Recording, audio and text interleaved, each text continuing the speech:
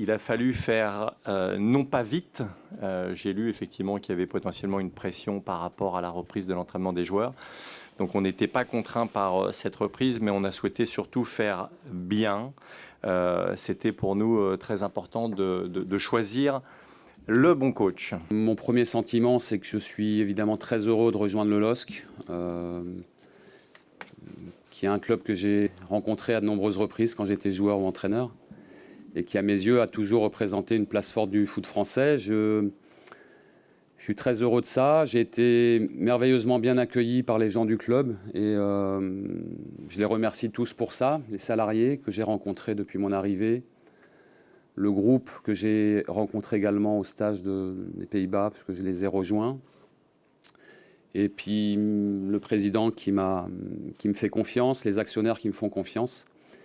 Et pour tout ça, j'en suis très heureux. On a évidemment une saison qui s'annonce qui va être passionnante. C'est un challenge relevé. J'en ai fortement conscience, mais c'est aussi un challenge passionnant parce que le LOSC a fait vous le savez mieux que quiconque, une saison magnifique, vraiment magnifique à tout point de vue. Et que la saison qui arrive va être une saison de la continuité. Ça a été le choix du président de travailler dans la continuité du travail de Christophe et de son staff. Tant qu'on n'avait pas d'accord avec Nice, Christophe était notre entraîneur, donc bien, pas bien, mais je me suis interdit de rencontrer d'autres entraîneurs à ce moment-là.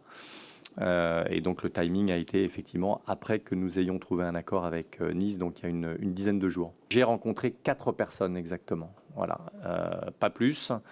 Et encore une fois, les critères étaient assez précis pour qu'effectivement on cible les personnes ou la personne avec laquelle on souhaitait travailler. Je trouve que c'était un entretien pour moi très intéressant et complètement différent des entretiens que j'ai pu avoir toutes ces années entre une direction, un président et moi l'entraîneur qui présente le projet quand je suis sollicité.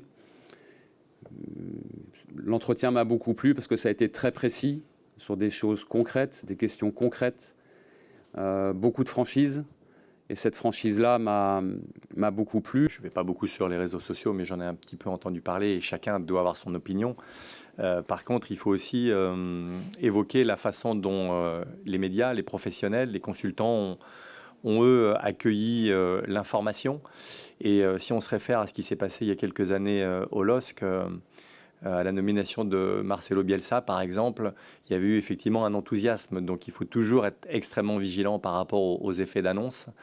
Et de toute façon, le résultat, on le fait toujours à la fin de la saison, pas avant d'avoir commencé.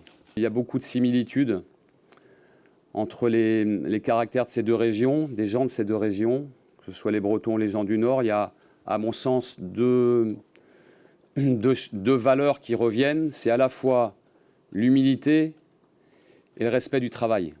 Et cette humilité, ce respect du travail, à mon sens, c'est ça le plus important. Je crois pouvoir dire avoir toujours bien représenté mes clubs quand j'étais joueur et quand j'étais entraîneur, dans les différents clubs dans lesquels je suis passé. Et puis après, c'est de mettre mon énergie sur le cœur de mon métier, c'est-à-dire le management de l'effectif, du vestiaire, management du staff et la préparation des matchs. Je suis quelqu'un je pense, assez structuré et bien organisé. Et cette valeur de travail, je vais la mettre au service du LOSC. Et c'est ça le plus important.